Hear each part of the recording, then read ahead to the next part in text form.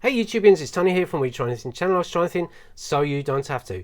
In today's video, what we're going to take a look at, we're going to take a look at a watch that is a little bit away from the usual kind of Casio affair that we do tend to feature on this channel. And what we're going to do is take a look at a Swatch watch. Now, this is my first foray into something a bit different from Casio and Seconda and Loris that I have featured on this channel, and some of the just slightly other non-known brands like Constant and what have you. Now, this, as I say, is my first Swatch watch, and it's probably one of the cheapest ones I found on eBay a couple of months ago. And the one thing you will notice with this watch, and it's just making me laugh now, is that it is probably one of the blingiest standout watches that I'll probably have in the collection at this moment in time. Now, I've always looked at Swatch watches ever since the 80s and 90s. I mean, especially traveling in New York when they have their store. Their Swatch store in New York. I visited there, and unfortunately at the time I didn't pick up any pieces and timepieces, and I wish I did really, because Swatch watch is a brand I've always wanted to own, but never have really. So in this instance, I went on eBay and I found this one being the cheapest one at about, you know, like a larger size watch, which is a unisex watch. But I wanted something which was more for men in terms of size. But again, I don't always pick the most obvious watches. I do pick sometimes some watches that are a little bit unique.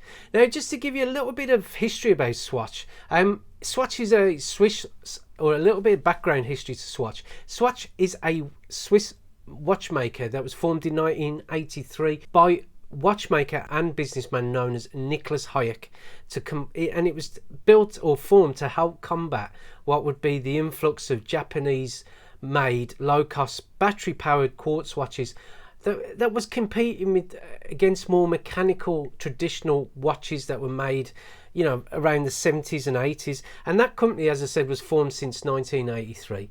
Now, the main premise of the actual Swatch brand, as it were, was to be more of a funky, fashion motivated watch brand that was you could wear with outfits and stuff like that. And they came in all forms of crazy designs that were from, you know, snazzy sketches up to cartoons and other very colourful graphic design based elements. And plus they also aimed, you know, the current trend like retro sort of feeling and look, and they are more of like a wardrobe based outfit type watch that you can wear with certain outfits and stuff like that. And I would say that the premise is very much for this watch really, and I'll mention why later. Now, the Swatch brand, as it were, the Swatch brand of watches also benefits from being part of a larger group of watches under the Swatch group. And these sort of Swatch brands are the likes of Omega, Longines, Tissot, Hamilton and Rado, just to name a few. And you can see that benefit with the recent Swatch Omega kind of collaboration with their bioceramic moon swatch collection, and that, you know, it's based, you know, loosely around the actual Omega Speedmaster design of watch, with Swatch's added flair for the design, which is inspired by planets and the moons of the solar system. And also, just to mention a little fact by Swatch, and if I'm wrong then please pop it in the comments below if I'm wrong with saying this, but from my understanding the actual Swatch name is an anagram for second watch, and you can see why they do design some very funky standout watches like what I've got here, or very blingy glamorous watches what I've got here. So in this review, just moving on from that, in this review what I'm going to do is talk, as usual, talk about the materials made for this watch, or what this watch is composed of, mentioning some of the actual sizes of the watch, the weight and stuff like that, and then I'm going to just show you more of the design of the watch and just zoom in a bit closer to the actual dial, as it were. And then what I'm going to then do is pop it on my wrist and say what it's like to wear and give you my overall thoughts of this actual watch. Now, this watch is still available on the actual Swatch website, and I've linked to the actual website page below, and it is around the £75 mark. Now, I got this a lot cheaper on eBay, and obviously you can tell it is an eBay purchase or pre-loved, as there is some yellowing to the actual silicone band. There is a little bit of dirt, and I have cleaned this watch because it was a lot more dirty than this then when it turned up. But obviously, if you did visit the actual Swatch link below, or the actual link to the Swatch website, if it is a watch that you are interested in, then go ahead and find out a little bit more about it. So the actual size of the plastic case, and it is a plastic case that makes up this watch, you are looking at around the 41 to 42 millimeters wide. Now I've managed to get a vernier, or vernier as they're called, which gives you I can quickly show you an idea of the sizes that are coming up here. And just don't take it as read. I mean, this is a cheap one that I've got off eBay just to give me an idea of the sizes, and I can just illustrate the sizes on here. So I'll stop talking about the actual vernier. You're looking around 42.5 millimeters from the actual left hand side of the case to the crown, about 41, just over about 41 the actual case diameter. In terms of the actual lug to lug, you are looking at about just to the height of the watch around 46.6.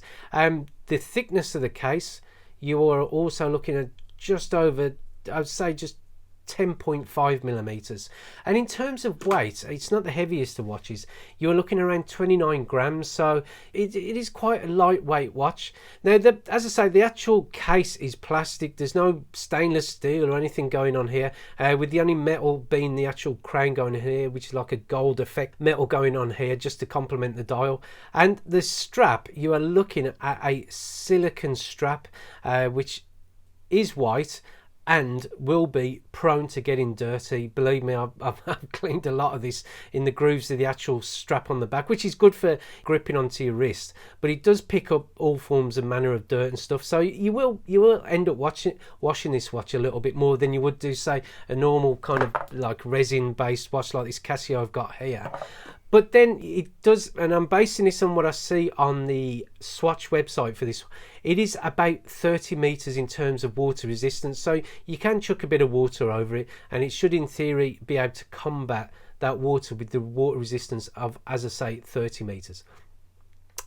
But the only thing about talking about the band a little further is that the band, when worn, you will notice it does kind of, if you are at a desk working away on your computer or at a keyboard and stuff like that, you will notice that this watch does have some friction to it, so it will tend to stick to the desk, not stick like, you know, like glue as it were, but it does. There's a lot more friction than there would be, say, with this Casio watch, which has a resin band, which obviously will slip and slide around no problem.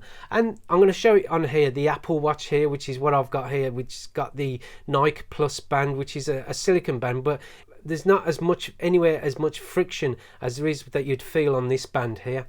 So just be aware of that if you are going to wear this sort of watch while we're working at a desk and stuff like that. Now, in terms of the dial, it is quite a unique dial to this watch, and there is a version of this watch which is a little bit less blingier than this watch, which is the SUOZ147 Silver Glam, again it's called, and I'm showing you a photo here of the watch. And obviously where you've got all the crystals going around the hour markers here, it's a little bit, you know, they're more black and it's obviously silver around the edges, so a little bit different. But just to get closer to these crystals, as you can see, I mean, it does add to that bling element. And the actual dial window is a plastic, so you will notice that there is an element of scratching going on to the actual plastic dial window on this watch.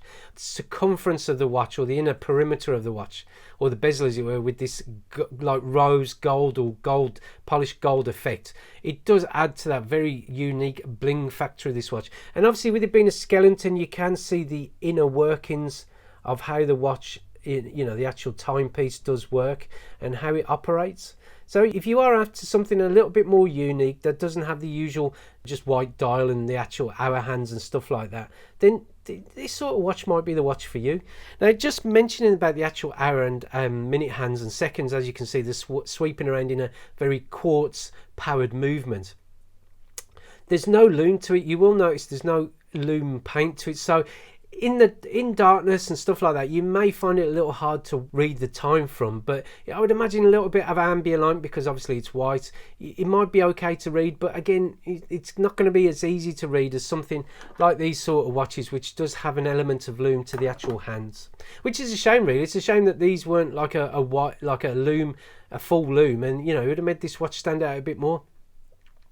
But in terms of design, yeah, as I say, very glamorous, very standout and very blingy, really. So if that sort of thing is for you, then you know, you may like this. And I'll be honest with you, to me, I like it for its uniqueness. It really does stand out for me. So what I'm going to do, I'm going to pop it on my wrist and see how it's like to wear. So on the wrist, as you can see, it is a very standout piece, really. I mean, it's obviously very blingy, as I keep saying, but it's quite summery in the way it looks. And I'll be honest with you, with Swatch mentioning that they are more, it's more like something that you'd wear with an outfit, hence why their designs can be quite outlandish and quite funky and quite crazy. I would say this is the same, really. And if you were to say go on a beach or go on a summer holiday where you wanted to wear something that was quite a bit of, you know, like a bit of a standout timepiece, but you know, if you are wearing like a nice light shirt and you got a little bit of a suntan and stuff like that, then this watch would be a very nice watch to complement what you're wearing. And that's how I see this sort of watch, really. It's not an everyday watch. It's not a watch that you wear to a meeting, unless you want to really have a watch that is like a talking point to that meeting or an icebreaker, or anywhere that is a watch which, you know, is like a very highbrow function. But to me, it's very much a watch I'd wear during the summer months, or real sunny months, really, as it were. And if I was going to go on the beach or go on a beach type holiday, then this watch would work really well.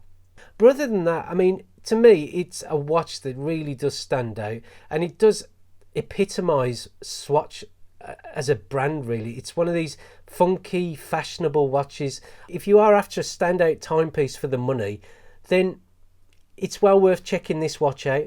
So I hope this review in some way or another gives you an idea of the actual Swatch watch that I'm featuring here. And if you did like the video, then click on the like button, always helps the channel. If you want to see more videos coming soon from the We Try Anything channel, more tutorials, more product reviews and stuff like that, then click on the subscription button below. And thank you for watching this review, and we look forward to seeing you next time. Goodbye.